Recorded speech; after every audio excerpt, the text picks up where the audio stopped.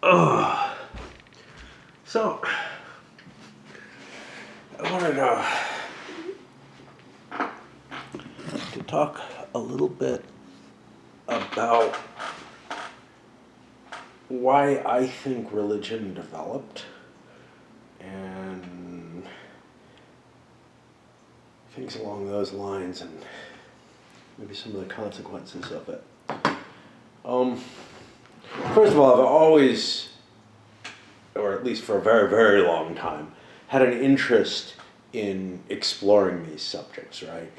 Looking back to the Bronze Age uh, period, where, especially the um, in the Near East, where the roots to Judaism and hence Christianity, Islam, were all sort of forming into, you know, the religions that dominate the West today. Well, that was particularly interesting to me because what I saw there was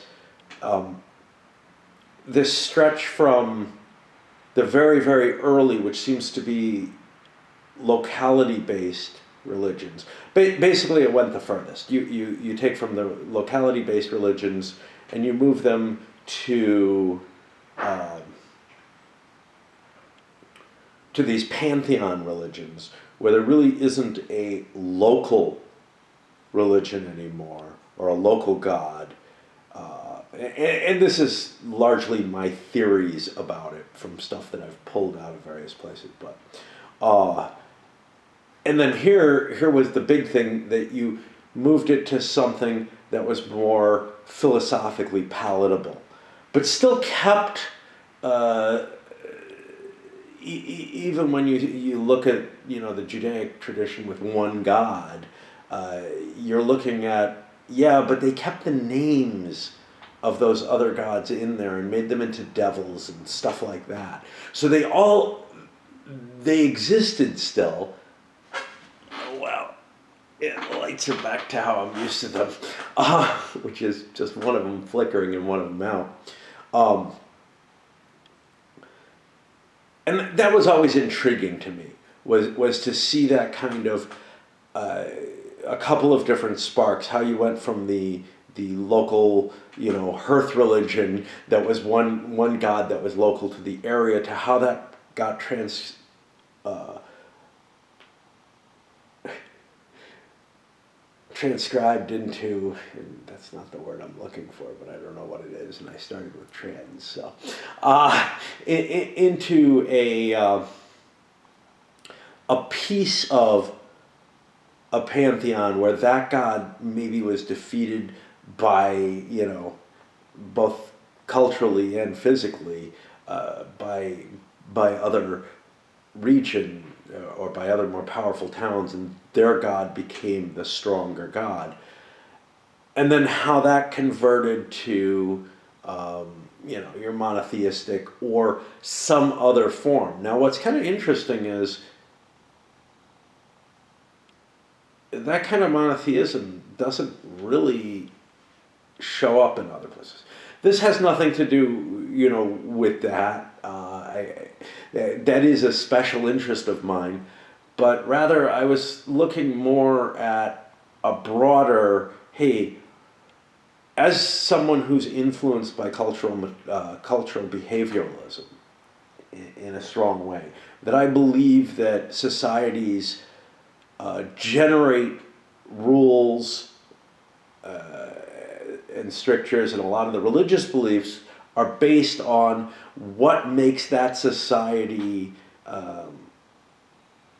have advantages over other societies within the same region, and what promotes them to a greater survival basis.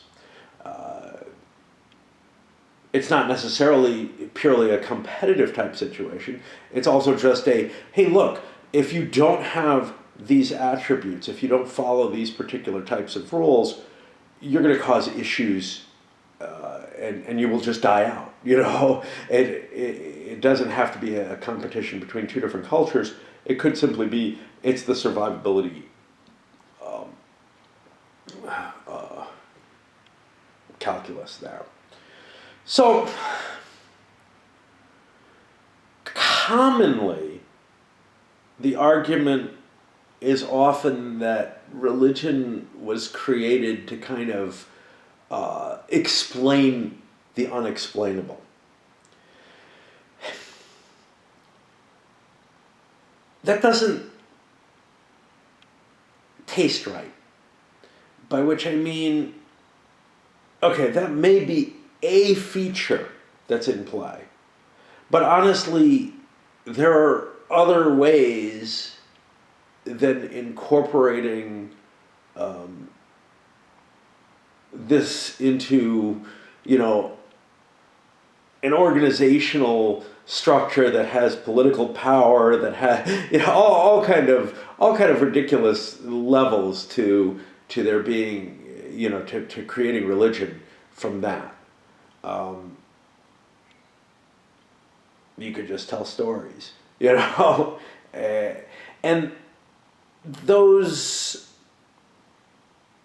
that side of religion doesn't seem to be terribly important. More important and fairly accepted is this sort of codifying of the morality. Okay, but again, there are other ways to do that. Why choose religion as, because it's widespread, right? Religious beliefs are widespread. Now, obviously, the deists among us all say, well, because, God is revealing itself. Well, that is all fine and dandy, but you have the huge numbers of different religions that say totally different things. It's very clear if religion is the way that God is revealing its purpose, God's pretty fucking bad at it, right? And it's supreme hubris to think that my little cultural, my little one-time town God, who got absorbed into a pantheon and then further into some kind of more refined philosophical, perhaps non-deist beliefs that were incorporated through synthesis to try to make something more believable or whatever,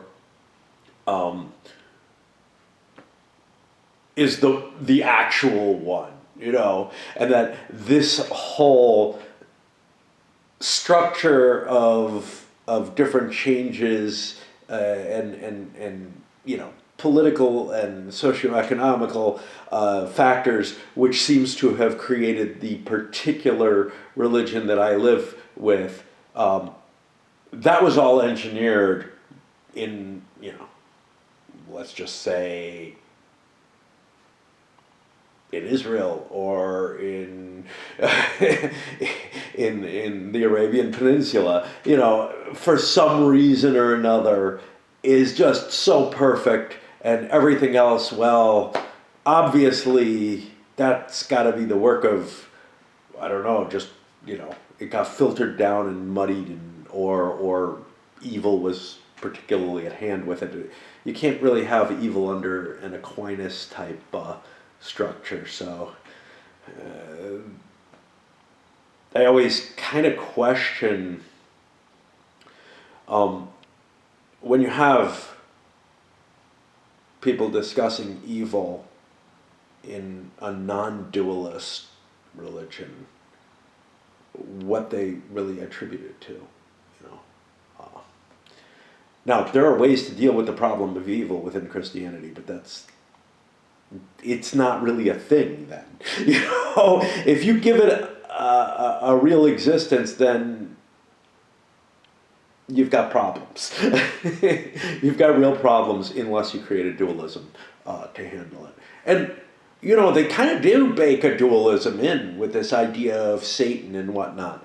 Well, is Satan God's foe, or is Satan simply lacking all the good that he should have? Pretty hard to say that that the most perfect creation sort of also becomes the embodiment of all that is wrong, but that's a different side of things.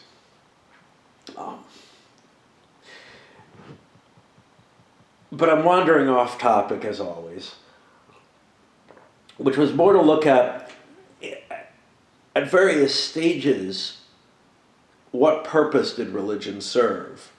And, why was it useful for societies to have it? Now, one of the hardest places for me is at that very low level, the tribal level, where religion tends to be shared among a culture, but very, very limited. You have, sort of a one person passing it on to another type of an apprenticeship type of situation. Without a huge organized structure, you might have people who are seen, your shaman or whatever, who's seen as particularly holy compared to other shaman.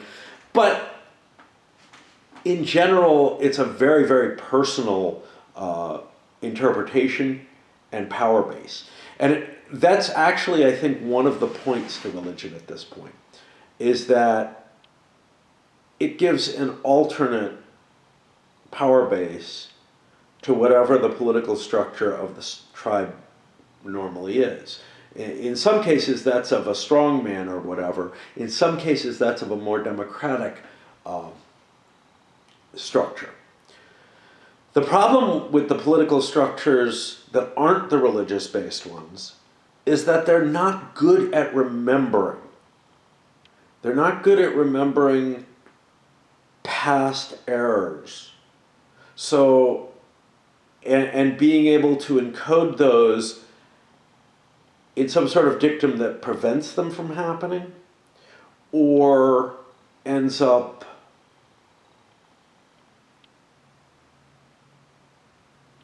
at least knowing the answer to how to deal with these particularly odd situations. Now, of course, they might not get it right. The answer that came up perhaps just by chance, let's do a rain dance, or that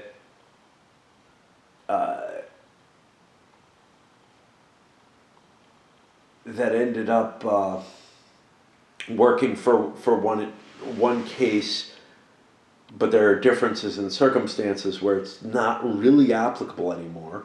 Still, it's a way of preserving societal memory through the tales that are told, the stories that are encoded in the religion, and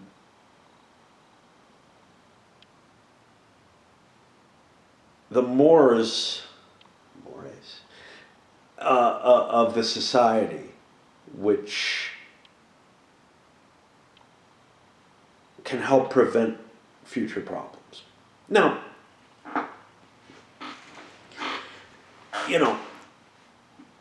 a lot of the morality that's kind of baked in is that sort of, well, this is clearly a survival benefit, right? For example, thou shalt not murder. I won't use kill because really it's not true, right? But you shouldn't kill unjustly because religions often support their society going to war. But you shouldn't just kill a member of your same society because they annoy you or something like that, or because it's expedient for you. Because a society that was based on that kind of killing, and there have been some, and they work too, they have their own disincentives, like the blood feud. The blood feud is a disincentive to committing horrible acts, right? But a society in which people can do bad things just because they're personally advantageous, is one that those choices, the immediate choice for the person making it, seem right. It's not like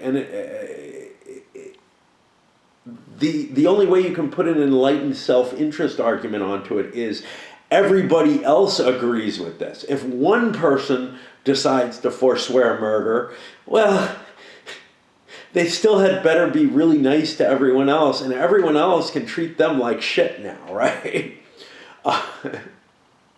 Or whatever. And similarly, the idea of theft and property are sort of interlinked. You can't really have property unless it's possible for there to be theft, and then therefore theft becomes a bad and has to have some sort of punishment associated with it. Otherwise, the property won't exactly be owned anymore. It will be taken by whoever wants to take it.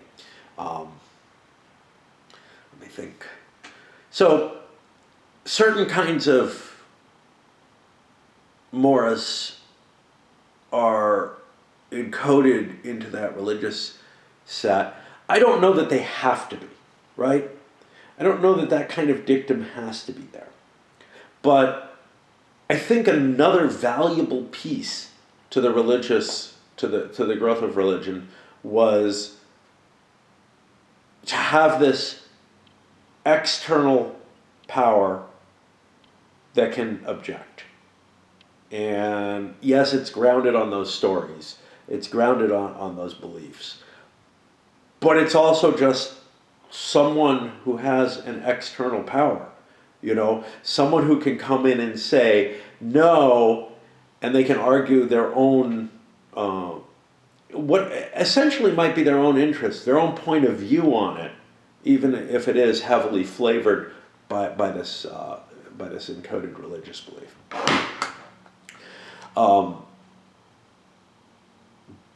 Because, like with the individual who's unrestrained by, you know, some kind of moral dictum,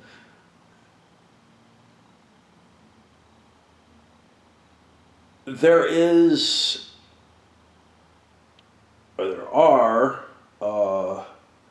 things that either a leader would want to do for their own personal advantage.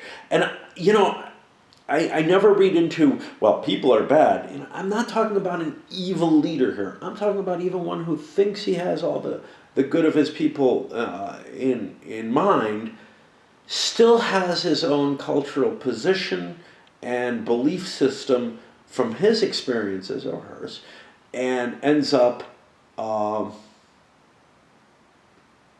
with decisions that are influenced by that. And likewise, you have the issue of groupthink and being able to sway a crowd, etc., in a democratic type situation, where again you may need brakes on it. Right? Mob rule is not a good thing. Now we've tried to put brakes in outside of religion in more modern democracies or semi-democracies, because real democracy doesn't work if you get beyond a certain size. Now, so that second power base is of some importance. But what this means, and this was the thing that kind of triggered it to me, is that even at the very, very lowest level, religion is essentially a political power. Right? There is no... The concept of separation, of getting religion out of politics, is almost impossible. Now, I've spoken to that before in the sense that, you know, when you say, let's not legislate morality, well, we do that all the time, right? Those encoded dictums that are far, far clearer than, like, the question of when a fetus becomes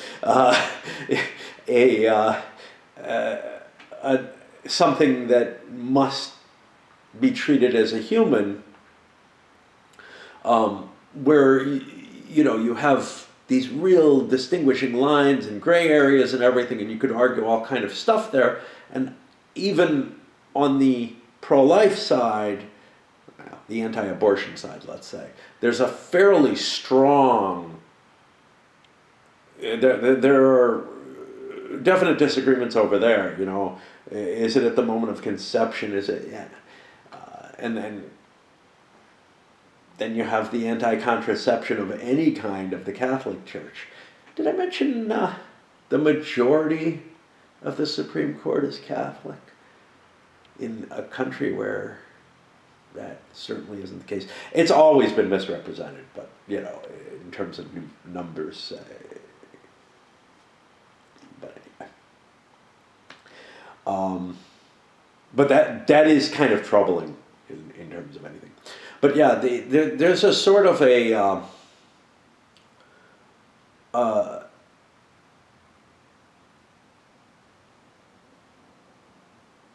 very political aspect to religion from its very beginning. And so the idea of some kind of true separation of church and state, if I recall correctly, that's not spelled out. That's one of them read into, probably more by originalists than anything else. Factors in that First Amendment is that, the state can't establish a religion, but there's nothing that says religion can't influence the state.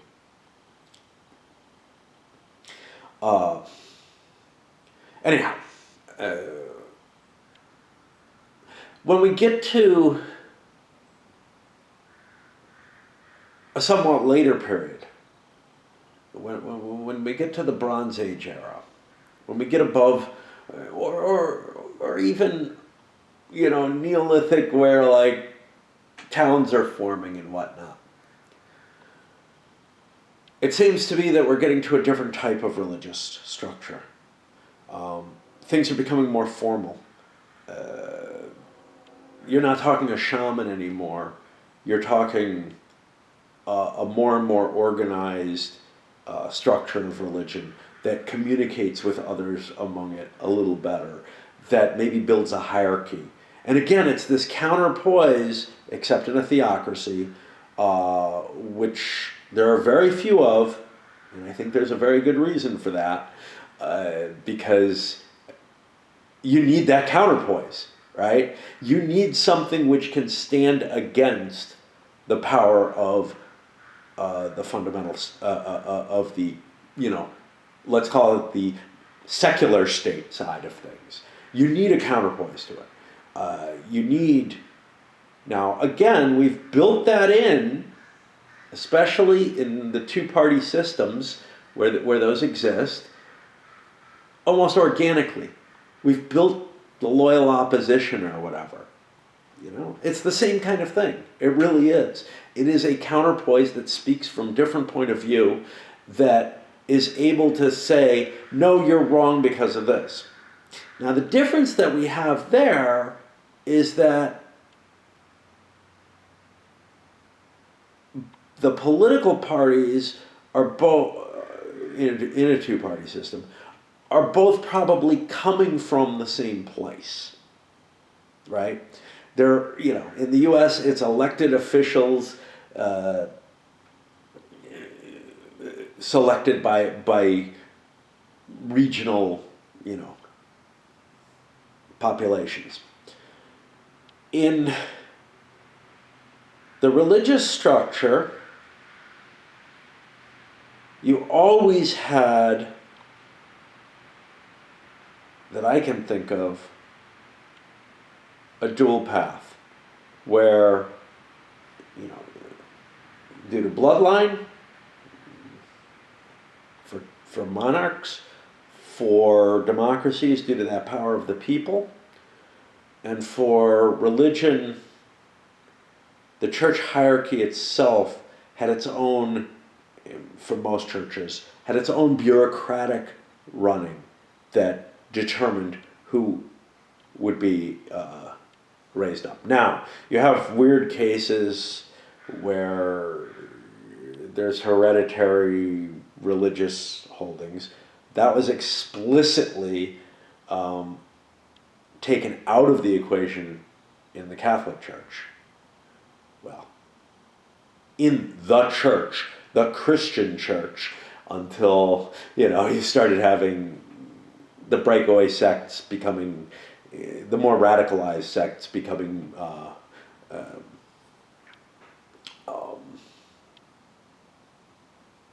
more long-lasting, etc. I mean, you always had radical heresies and whatnot, but it really is the Reformation which kind of breaks that mold. And then you have this weird danger where you actually could have seen, and you kind of do,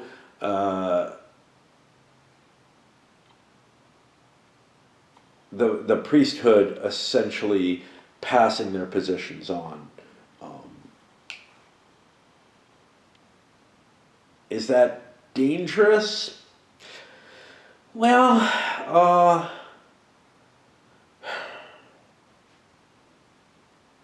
I don't know.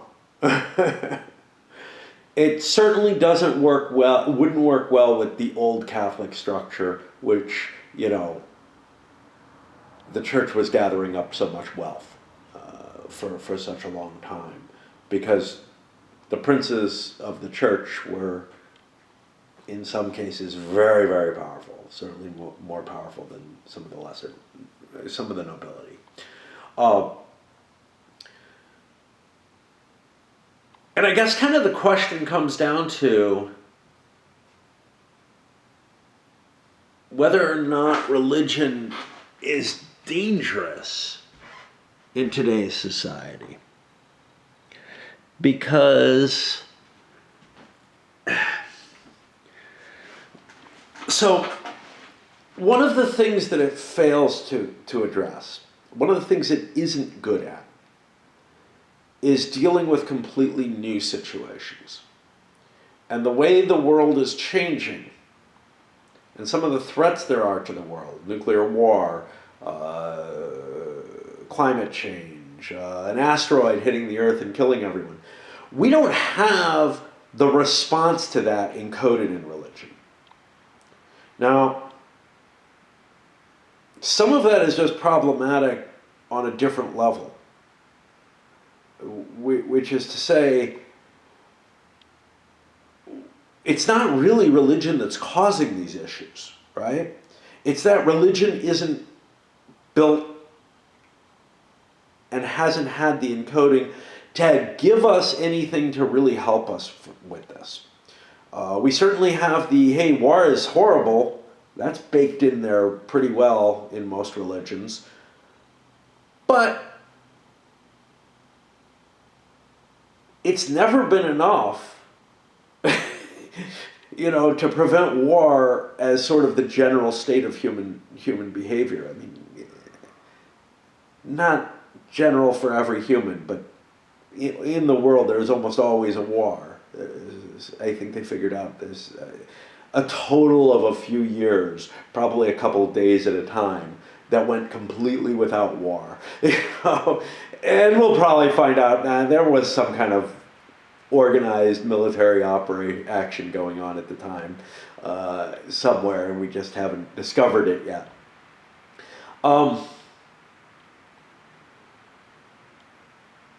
So that doesn't seem, sufficient to guarantee the prevention of a nuclear war. Some religions have baked into them sustainability type practices. They don't have a lot of power and haven't for a long time. I mean, even your Judeo-Christian tradition has it built into the faith, the writings of the faith, unfortunately, that has fallen away, especially as we've become less and less agricultural. It's become less and less important to sort of treat the land with respect and such not. And very unfortunately, and very much in favor, very much to the advantage of smaller societies, is the go forth and multiply shit.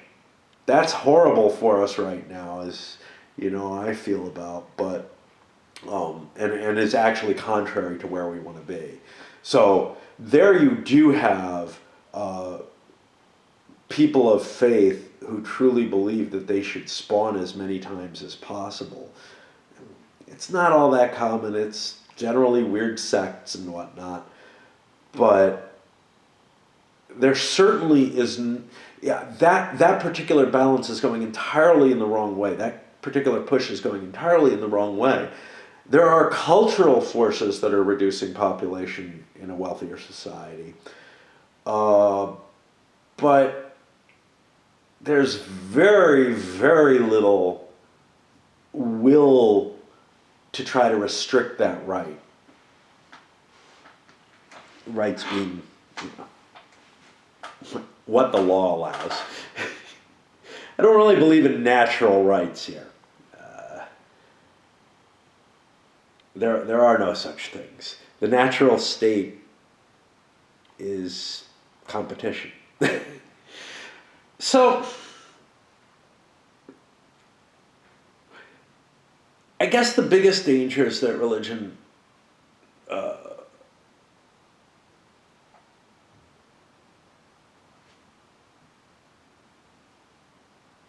brings to the table are, these outmoded Bronze Age solutions that don't really fit very well. In a lot of ways, the things that are encoded in it are very much things that still are either good or don't terribly hurt us.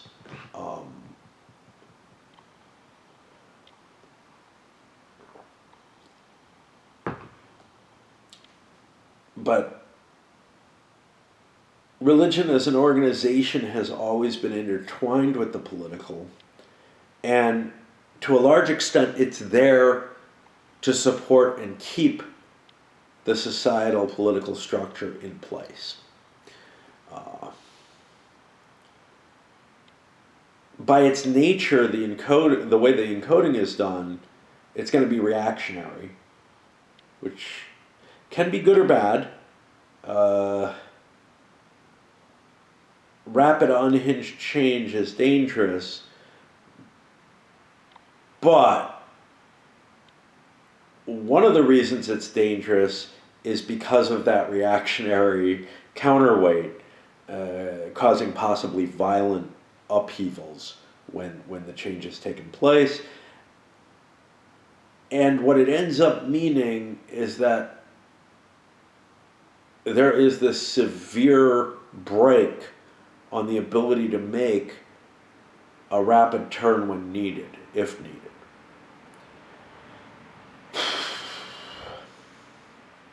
I don't have a lot of hope for rapid change being for the good, especially when it comes to political, societal type stuff. It hasn't ended up that way. I mean, take a look at something like the French Revolution as an example, where the church was, certainly the brake on it and paid a price for it, but it's not like that ended up, it's not like that was heading in a good way, right? In any sense. Everything that kind of came from that was terrible, and not just, I don't think you could argue that it was just because of reactionary forces, internal and external. I think things were falling off the wheels anyhow.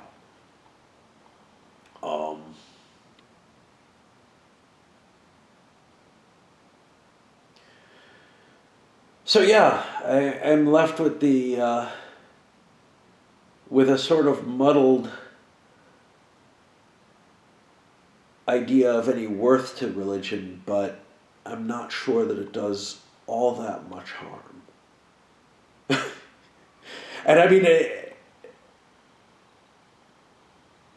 does the two-party system reflect something that is sufficient to replace it? And I don't really think so, because they draw their power from the same source. Neither one has that external encoding aspect, um, which I think is necessary in addition to the challenge to the purely political power. So I don't know. I mean, these are some musings uh, about the value of religion and where I think its origins were and whatnot. Not sure what value that has to anyone, but I wanted to chatter.